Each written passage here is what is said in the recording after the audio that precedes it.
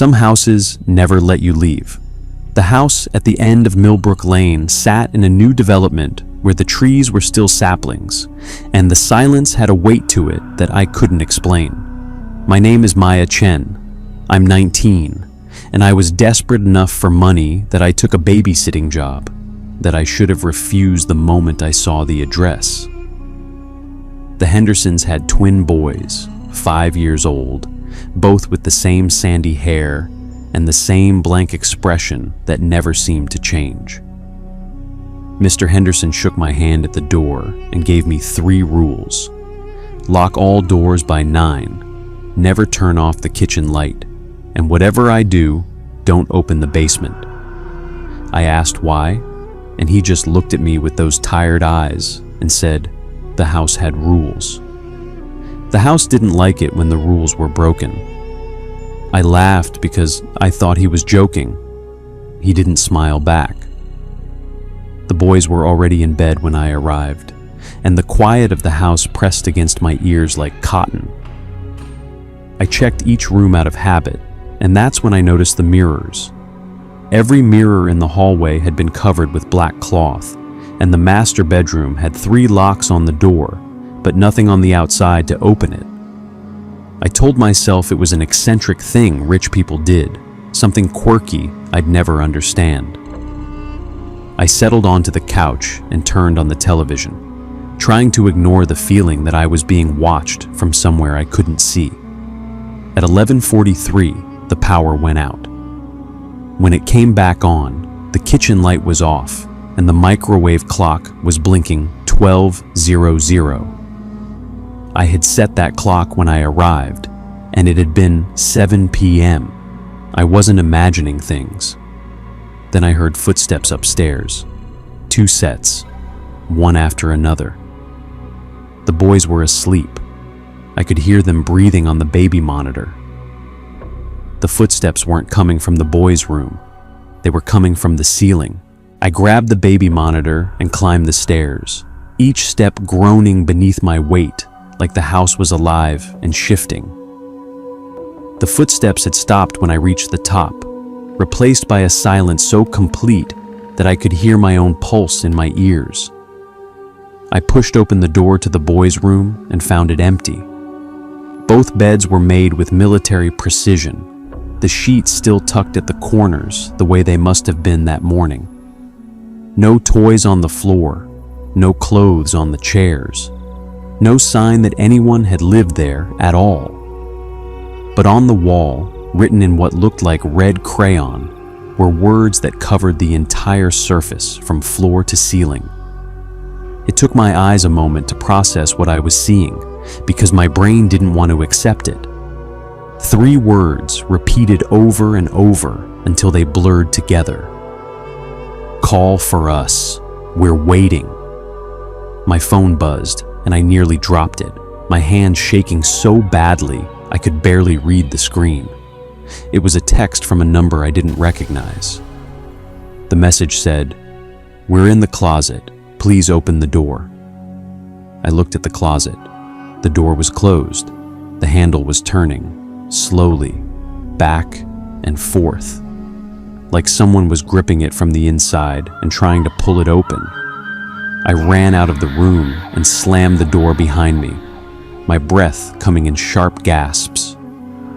When I turned around, the boys were standing at the end of the hallway, both of them, watching me with those wide, unblinking eyes.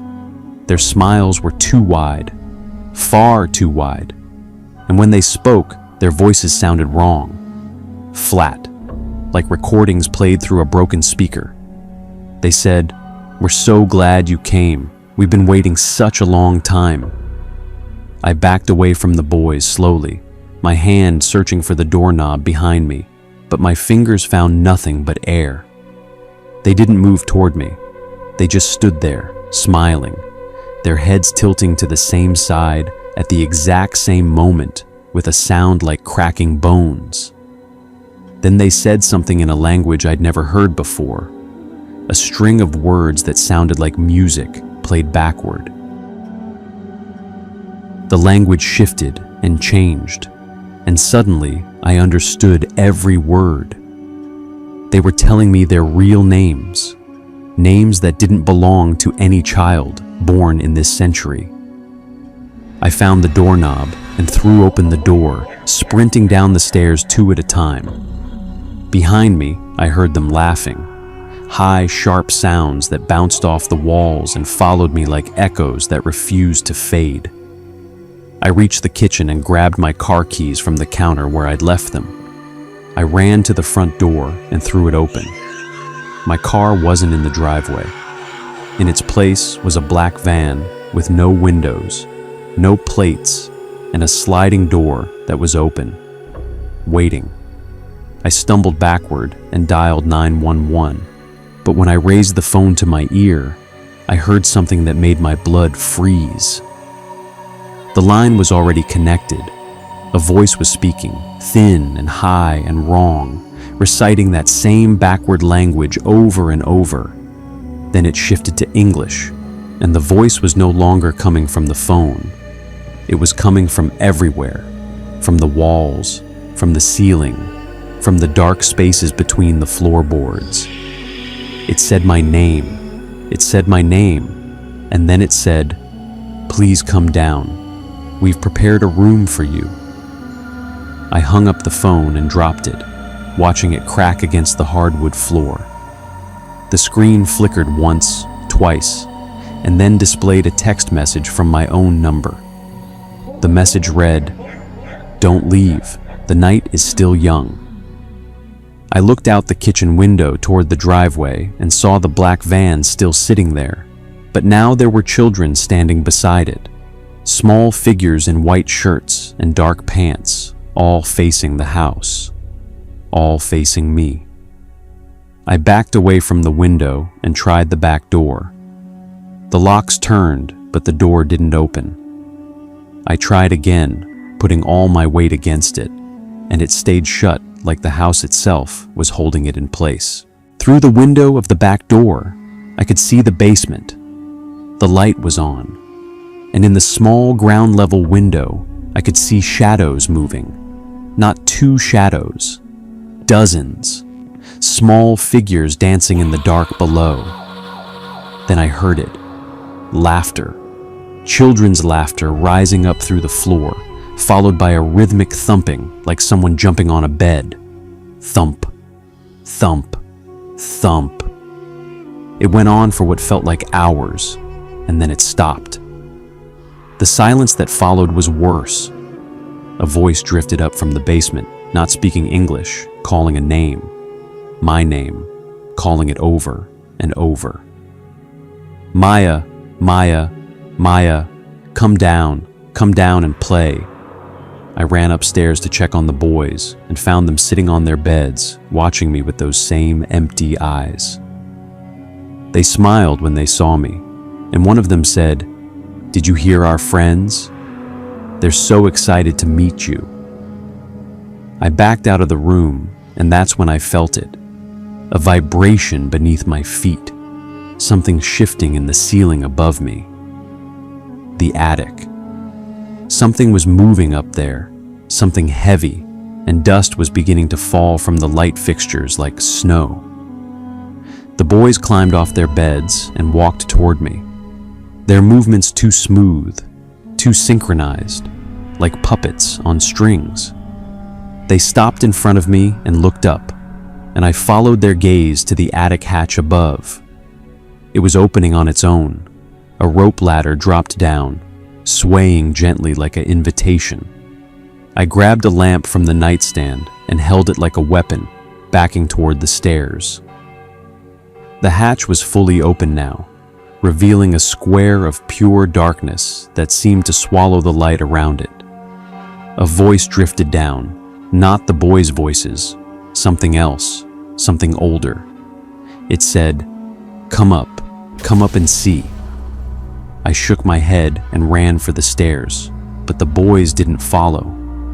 They just stood there, smiling, as the attic hatch began to close.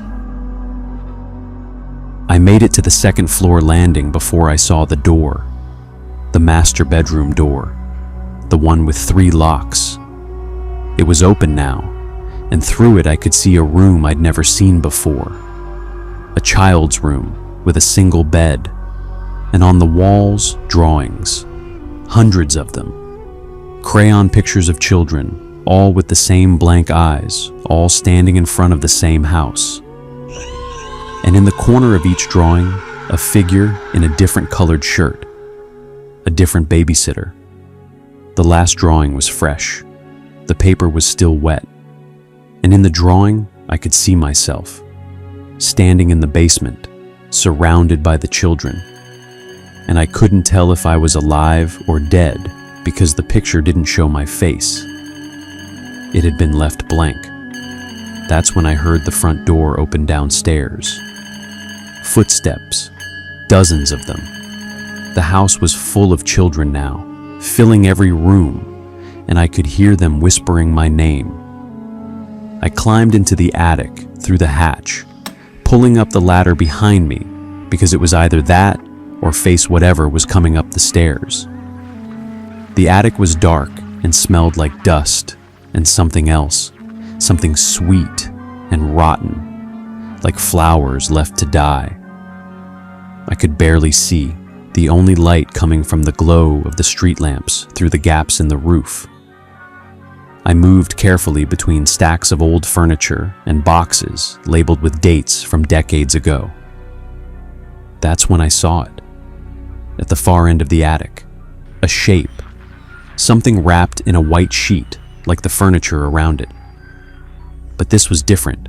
This was breathing, slowly, in and out. I froze, my heart pounding so loud I was sure it could hear me. And that's when the breathing changed. It got faster, louder. And then I heard it begin to hum, a low, droning sound that vibrated through the floor and into my bones.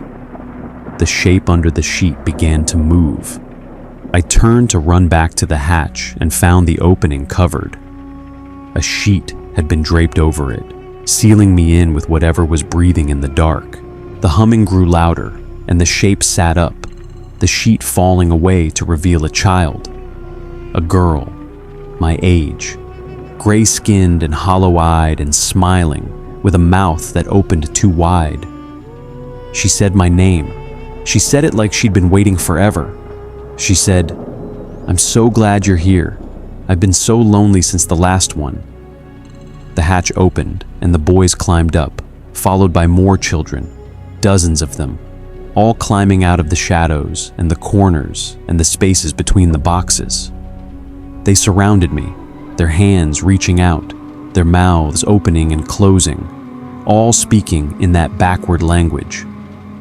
And then they spoke in English. They said, "Stay with us, play with us, forever." The gray girl reached for me, and I swung the lamp as hard as I could. It connected with her shoulder, and she stumbled back with a sound like breaking glass, her smile never faltering. I threw myself toward the hatch, and the children scattered, giving me a path, which should have been a relief but felt like a trap. I dropped through the hatch and fell hard on the bedroom floor, the impact knocking the breath out of me. Above me, the ladder retracted into the ceiling, and the hatch closed with a soft click. I lay there for a moment, gasping, blood dripping from a cut on my forehead where I'd hit the floor. The house was quiet, too quiet. The children had stopped laughing, stopped talking, stopped moving. I pulled myself up and ran for the stairs, but when I reached the top step, I saw that the stairs had changed. They no longer led to the first floor. They led down, into the basement, a long concrete staircase stretching into absolute darkness, lit only by a single bare bulb swaying at the bottom. I heard movement below, small footsteps, dozens of them, and breathing, that same humming. I backed away from the stairs just as the children began to appear at the bottom. They stood in a row, facing me, their eyes reflecting the light like cats, smiling, always smiling. And then the gray girl appeared behind them. She climbed the stairs toward me, her movements too smooth, too wrong. She stopped at the top step and looked at me with those empty white eyes. She said, "They're all waiting for you. They never leave. The house takes care of them." She gestured to the basement. "Lie down, close your eyes. You'll be with us forever. You'll never be afraid again." I shook my head and backed away, looking for another way out, a window, a door, anything. The basement had no windows, only the stairs I'd come down, and now the children were climbing them, slowly, methodically, forming a wall between me and escape. I could see their faces clearly now. They were children, yes, but their skin had a grayish tint, and their eyes were wrong. The pupils too large, the irises too white. They looked at me like I was a gift. The gray girl reached the top of the stairs and pointed to an empty space at the bottom of the staircase. "There," she said. "That's your bed. We've been saving it for you." I looked down and saw it.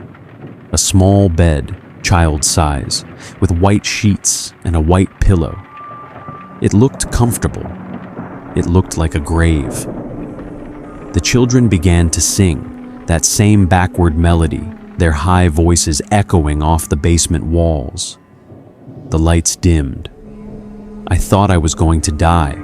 I thought that was it, that I was going to be one of them forever, a ghost in a house full of ghosts. And then the front door exploded inward, literally exploded, the wood splintering outward into the night, and a woman's voice screamed my name. I looked up and saw Mrs. Henderson standing in the doorway, her face pale with terror. Behind her, a police officer with his gun drawn. She ran to me and pulled me away from the stairs, and I watched as the children scattered like roaches when the lights come on, disappearing into the shadows at the edges of the basement. The officer descended the stairs with his flashlight, but there was nothing there. No children, no beds, just concrete and dust and the smell of mold. The officer looked at me and asked what I'd seen, and I opened my mouth to answer, but the words wouldn't come. Mrs. Henderson drove me home that night. She didn't say much, just kept glancing at me with those tired, knowing eyes. When we reached my apartment, she put a hand on my arm and said, "I'm sorry, I should have warned you." I asked her what the house was, what the children were, and she just shook her head. "There have been others," she said, "before you. Several girls who came to watch the boys. They all saw things, heard things. None of them stayed more than one night." She paused. "One of them was found 3 days later. She was sitting in the basement, staring at the wall. She wouldn't speak, not in any language anyone could understand. The police investigated the house and found nothing. No evidence of children, no signs of disturbance, no indication that anything had ever been wrong. But they did find something else. Records. Old documents buried in the county archives that told the story of the land the house was built on. There had been a hospital there decades ago, a hospital for children. It had burned down in a fire that killed everyone inside, 23 young patients and 7 staff members. The official report said they all died in their sleep from smoke inhalation. But the local legend said otherwise. The legend said the hospital was a place of experiments, that the children didn't die in the fire, that they were bound to the land, trapped between worlds, waiting. The house was built on their graves, and every few years, when a new babysitter came, they woke up. I thought it was over. I tried to move on, to forget the house on Millbrook Lane and the children with the empty eyes. I graduated from nursing school, got a job at a hospital in the city, and built a life that felt normal. But the nightmares never stopped. Every night I dreamed of the basement, the beds, the singing, the gray girl with her too wide smile. And every night she asked me the same question. Are you ready to come home? 6 months ago, I got a call. The voice on the other end was thin and high and wrong. It said, "The Hendersons moved away. There's a new family now, a new house, a new babysitter." I hung up and blocked the number, but the calls kept coming from different numbers, different voices, all saying the same thing. The house was back, the children were waiting, and someone new was inside. I searched for news reports, for any sign of what was happening at the old address, but I found nothing. No missing persons, no strange incidents, just silence. Then last week, I found a video online. A young woman had posted it, a babysitter giving a review of a house she'd sat at. The house looked familiar, too familiar. She talked about how quiet it was, how the children were already asleep when she arrived, how she loved the neighborhood. Then she said something that made my blood run cold. She said the best part was the nightlight in the basement. It always stayed on. It always flickered in a pattern that looked like a face. And sometimes, late at night, she swore she could hear children singing downstairs. I've made my decision. I can't keep running from this. I can't keep pretending that what happened to me was a dream, a hallucination, anything other than the truth. The children are real. The house is real. And somewhere, right now, there's a young woman alone in that basement, surrounded by ghosts she doesn't know are there. I'm going back. I'm going to face them. I don't know what I expect to find or what I think I can do, but I know I can't sit here any longer, knowing what's waiting. I called the police department and asked to speak to the officer who took my report all those years ago. He remembered me. He sounded surprised and worried. When I told him what I was planning, he tried to talk me out of it. He said the house was just a house, that the children were just nightmares, that I needed to let it go. But I heard it in his voice. He didn't believe that either. He told me something that night that I'd forgotten until now. He said the fire that killed the children in the hospital wasn't an accident. Investigation files revealed that someone had locked the doors from the outside. Someone had sealed the children in and let them burn. No one ever found out who, but there were rumors. Rumors that the children weren't random patients. They were chosen, selected for something that had been happening in that hospital for years. And when the truth finally came out, someone decided to silence them forever. The children's spirits never left. They couldn't rest. They were still waiting for the person who had hurt them. And they were going to keep taking babysitters until that person came back. I'm driving back to Millbrook Lane right now.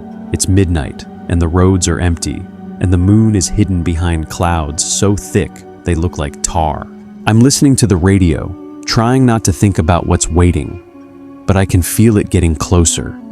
The closer I get, the heavier the air becomes, the darker the sky. And then I see it, the house. It's different now, older, more decayed. The windows are boarded up, and the yard is overgrown with weeds that seem to move in a wind that isn't there. I pull into the driveway and turn off the engine. The house looms above me, black and silent, and I can see that the basement window is glowing. A faint, flickering light, pulsing like a heartbeat. I get out of the car and walk toward the front door. It's open, wide open, like an invitation. I step inside and the smell hits me immediately.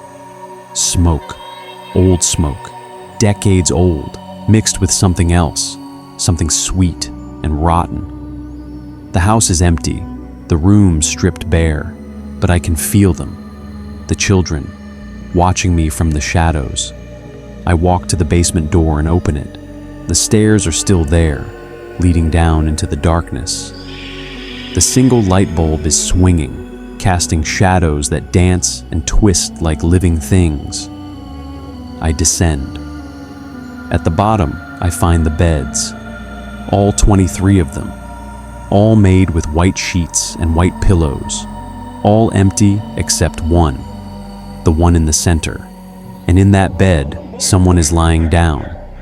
I step closer and my breath catches in my throat. It's me, a version of me, older, decayed, centuries old, its eyes open and staring at the ceiling. Its mouth is moving, it's speaking, and the words are in that backward language. Then it turns its head and looks at me, and it smiles with a mouth that opens too wide. "Welcome home," it says. "We've been waiting for you." The children emerge from the shadows, dozens of them, all smiling, all speaking in that backward language, and I realize the truth. I was never the babysitter. I was always one of them. The fire, the hospital, the experiments. I was there. I was one of the 23. And I've been coming back over and over, century after century, trying to remember what happened, trying to find peace. And now I understand. The only way to rest is to take someone new, to make them one of us. I stand up from the bed and walk toward the stairs. I can feel my smile spreading wider, wider, too wide. At the top of the stairs, a young woman is standing in the doorway. Her eyes are wide with fear. Her mouth is open in a silent scream. I reach for her, and my voice comes out wrong, thin and high and broken. "Welcome home," I say. "We've been waiting for you."